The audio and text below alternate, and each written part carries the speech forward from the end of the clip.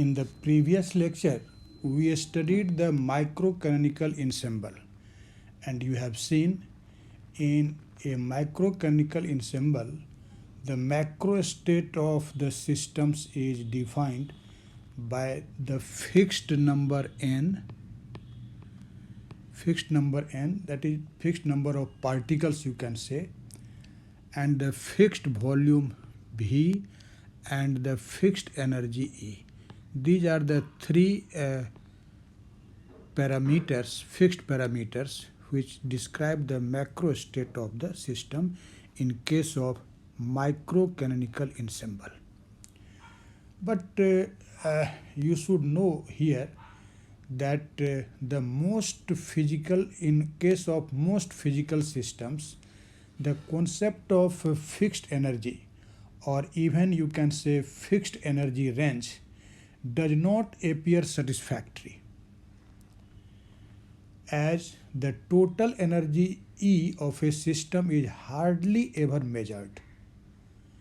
So it is more convenient to keep the fixed temperature instead of the fixed energy. Okay, it is convenient to keep the temperature at a fixed value in comparison to keeping the value of energy fixed. And in fact, in this condition, definitely you have to think how we can keep this temperature T at a constant value. For solving this purpose, the system is placed in contact with an appropriate heat reservoir, or you can say thermostat. As you can see in this figure, that this a small square represents a system, okay, and this is in contact of a reservoir R. The remaining part of this figure actually represents a reservoir or thermostat, and this system is in contact with this reservoir, which I have marked by R. Okay. So in this condition, there will be an exchange of energy between this system and the reservoir, and this energy exchange takes place until the temperature of both of the reservoir and the system becomes same. It means our system achieves the temperature of the reservoir and they are in thermal equilibrium. So making the system in thermal contact of the reservoir, you can keep the temperature constant. So in fact, in this condition, you can think an infinitely large number of mental copies of a given system in thermal contact with the heat reservoir form an ensemble in which the macro state of the system will be defined by the fixed parameter N, V and T. Instead of E, now the fixed parameter will be N, V and T. Okay. Actually, such an ensemble, in case of which the macro state of the system is described in terms of the fixed parameters N, V and T, that is called a canonical ensemble. Okay. So you can think that there was a drawback in case of micro canonical ensemble in keeping the energy at a constant value, but it is easier, it is convenient to keep the temperature T at constant, and for this you have made thermal contact between a system and a heat reservoir at a fixed temperature. And so in this way we obtain an ensemble for which the macro state of the system is described by the fixed parameters N, V and T, and such an ensemble is called a canonical ensemble. Okay. So you can say that in case of canonical ensemble, our system is not isolated. This is a very remarkable fact, that in case of canonical ensemble, the system is not isolated, but we have seen that in case of micro canonical ensemble, the system is perfectly isolated. Okay. So you can say that in a canonical ensemble, the energy E of a system is necessarily variable, so energy fluctuation will take place in this case. However, the system in contact with the reservoir forms a composite system. When you say that S is our system and R is reservoir, so S plus R, that is the combination of this system and the reservoir, this will form a this composite system will form such a system for which energy will remain constant. And so S plus R is just equivalent to this composite system will be described in terms of micro canonical ensemble. Micro canonical ensemble. Okay. So I think you have understand the basic facts of regarding this canonical ensemble. What is this canonical ensemble? What are the fixed parameters to describe the macrostate of the system in case of a canonical ensemble? Now, we will start to learn step by step the different aspects of the problems in canonical ensemble. And in this regard, first of all, we are going to see in this lecture the expression for the density distribution function, or you can also say Gibbs density distribution function or probability distribution function, or the density of phase point in phase space of a canonical ensemble. Okay.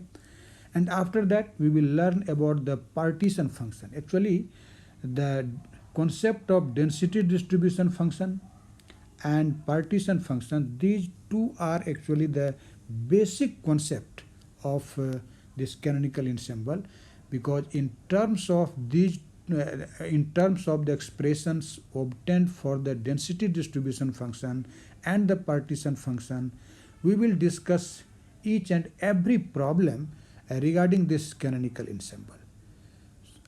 But in this lecture, you will see only the derivation of the density distribution function for canonical ensemble. Because when we will try to discuss both of the aspects, that is partition function too, the lecture will be some longer and that will be not convenient for you.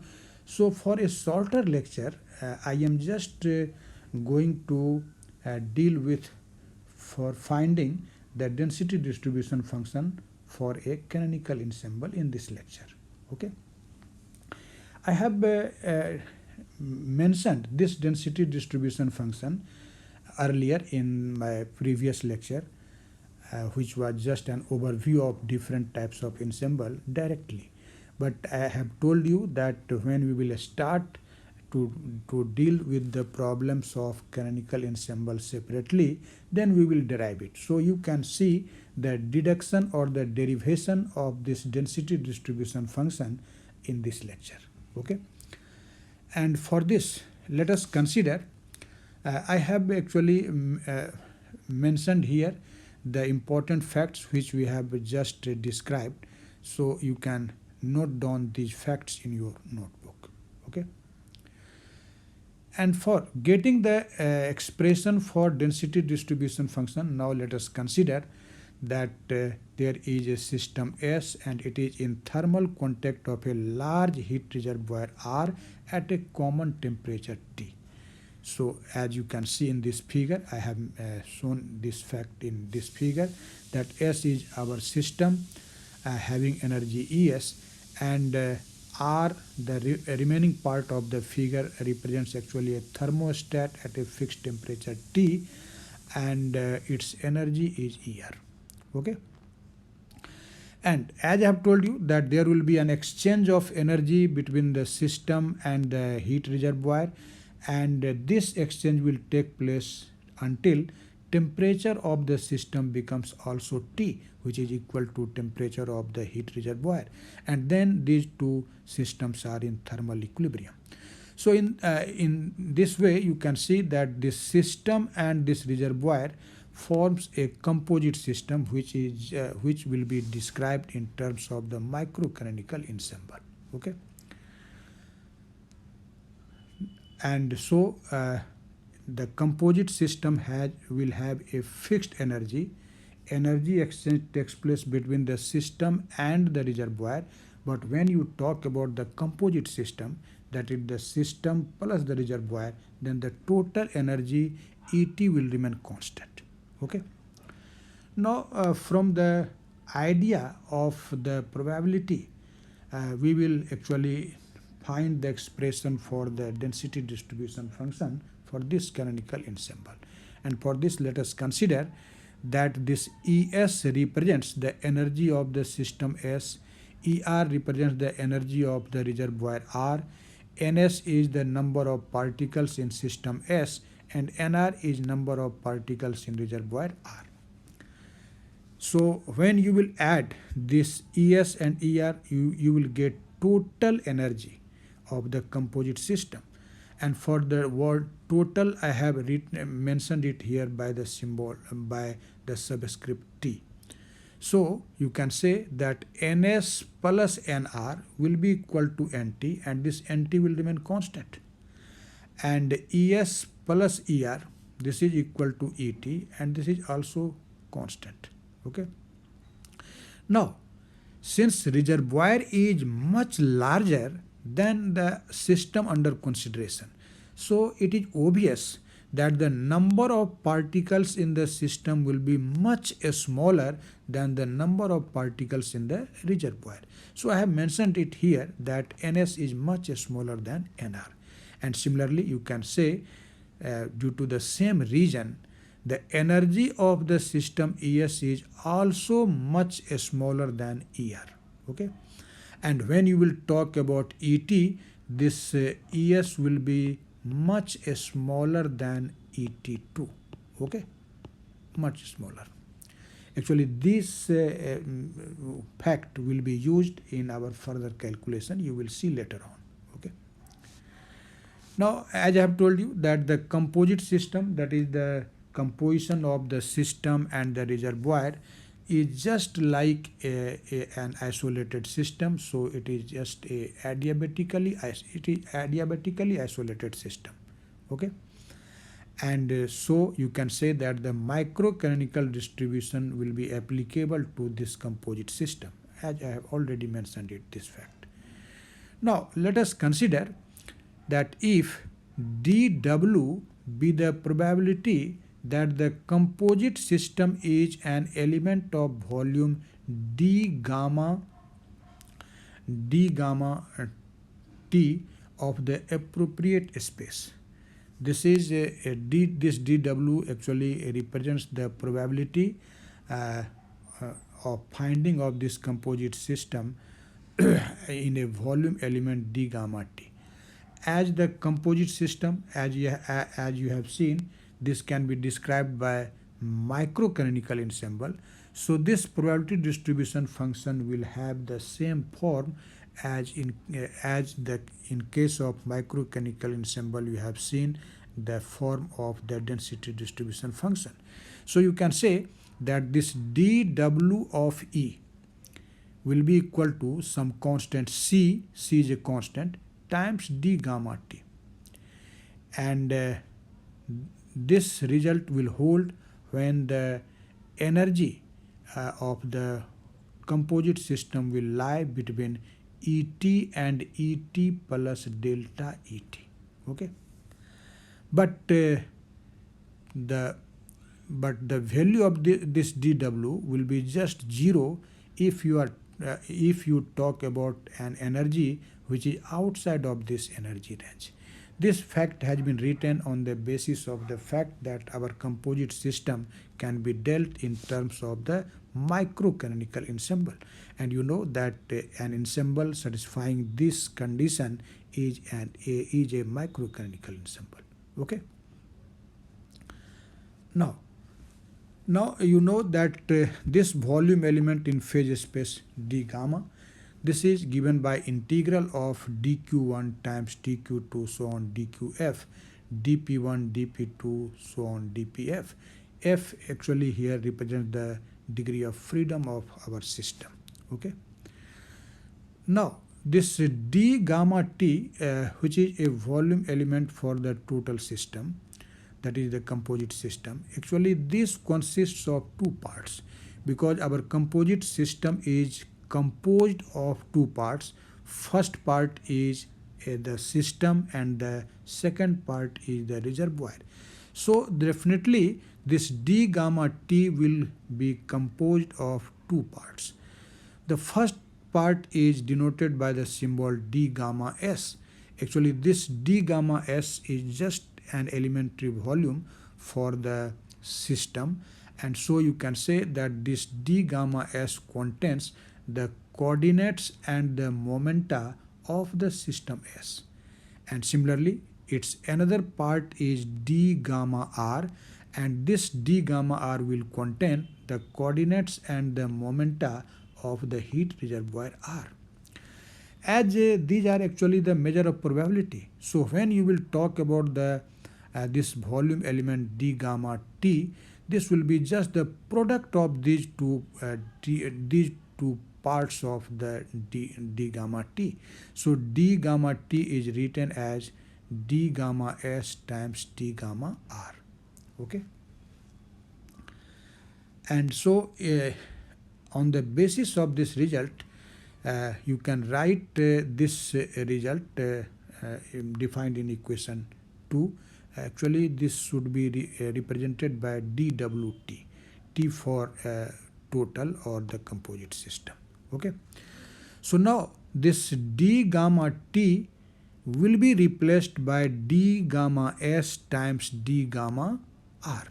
So you can see I have written that this dwt of E is equal to C times this much, and in the same energy range, that is energy between Et and Et plus delta Et, and this will be again 0 if the energy is outside of this range. Okay. Now we will find the probability that the system S is in the volume this d gamma s, which will be given by dws equal to C times d gamma s times delta gamma r. What is this delta gamma r? Actually this delta gamma r is the volume of the phase space of the reservoir R when the total energy is Et within the range delta Et. Okay. So the probability of finding of our system in this volume of reservoir, that will be given by equation 5, that is dws equal to C times d gamma s times delta gamma r. Okay. Now using the expression for entropy which you have seen in the earlier lecture, we will be able to find the expression for the density distribution function. You know that statistical entropy is given by sigma equal to ln delta gamma. This is the expression for the statistical entropy. So when we will talk about the reservoir, and if you consider that the statistical entropy of this reservoir is denoted by sigma r, then this sigma r will be given by this expression, that is log delta gamma r. And so from the definition of logarithm you can say that this delta gamma r will be equal to e to the power sigma r. Okay. Now we will actually find the value of this sigma r in this way. You can see, as you have seen, that the sum of the energy of the reservoir and the system is equal to total energy, that is energy of the composite system Et. And so you can say that Er is equal to Et minus Es. Okay. Now sigma r is a function of ER, because ER is the energy of reservoir, and sigma r is the statistical entropy of reservoir, and entropy depends on energy. So you can say that sigma r is a function of ER. But you can see ER is equal to ET minus ES. So instead of this ER, now we will write ET minus ES. Now this function sigma r, which is actually a function of two variables ET and ES, this can be expanded in Taylor series. But one thing you should remember here, that our ES is much smaller than ET. So under this approximation, when we will consider ES is much smaller than ET, we will neglect the higher terms in the Taylor expansion, because the higher terms will contain a higher power of ES, and that will be negligible. So I have taken here the first approximation of Taylor expansion, and you know, you have definitely studied Taylor expansion. So sigma r e of ET minus ES, this in accordance with Taylor expansion to the first approximation, this is equal to sigma r of ET minus del sigma r ET divided by del ET times ES, okay, times ES. I have not written the higher order terms because they will be negligible, okay. Now after getting the value of this sigma r of ER, we will substitute this value simply in this equation 6 at the place of this sigma r, okay. So this delta gamma r, you can see that will be equal to what? That will be e to the power sigma r, so that is simply exponential of sigma r. But sigma r is now equal to this much. So you can write that this delta gamma r is equal to exponential sigma r et times exponential minus del sigma r of et by del et times Es, okay. And as I have mentioned so many times that this Es is much smaller than Et. So in this case you can easily say that this Et will be almost equal to Er, because when see here, when you will actually neglect this Es in with respect to Et, this Er will be almost equal to Et, okay. Er will be almost equal to Et. So in effect, instead of this ER, we can write ET, okay. Instead of ER, you can write ET. Now again, you know the relation between entropy and energy, that you know that 1 over tau, this is tau is actually what? This is a statistical temperature, which is equal to K times T. This is equal to del sigma by del E. Del sigma by del E. This is just the basic definition of entropy change. So you can say that this del sigma r of Et by del Et, this is equal to 1 by tau, where tau is equal to Kt, where K is Boltzmann constant and T is absolute temperature. And this tau is called a statistical temperature of the system, okay. And as the reservoir has a same temperature throughout, so this will be same for every part of the reservoir. So in this equation number 9, we will make these substitutions, that is, instead of this del sigma r by del Et, we will write 1 over tau, okay. And so you can see what will be now the expression for this delta gamma r. So delta gamma r, you can see here, this will be exponential sigma r of Et times exponential E minus Es by tau, okay. And this value of delta gamma r will be now substituted in the expression for dWs, which you have actually defined here in this equation number 5. At the place of this delta gamma r, we will put the value which we have just obtained. Okay, so this factor C times d gamma s will remain at each, and we will substitute the value of delta gamma r, and then you will get the value of dWs. So dWs will be equal to C times d gamma s times this delta gamma r. But delta gamma r, you can see this equation 11, this is e to the power sigma r of et times e to the power minus es by tau. Okay, and this expression can be written as dWs equal to a e to the power minus es by tau times d gamma s. Actually, instead of this tau, you may also write kt. So I have mentioned that this dWs is equal to a times e to the power minus es by kt times d gamma s. But what is this a? For which factor you have written a? You can see I have written this a for C times e to the power sigma r of et. Okay.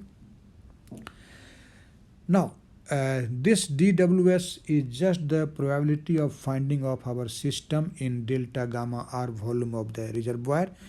So when you will integrate it for all space, or in other words, you can say that if you apply the normalization condition, then this constant factor a, which is this constant factor a is actually normalization factor, and this can be determined by applying the condition of normalization. And you know that normalization, in accordance with normalization condition, the integral of dWs will be simply equal to 1.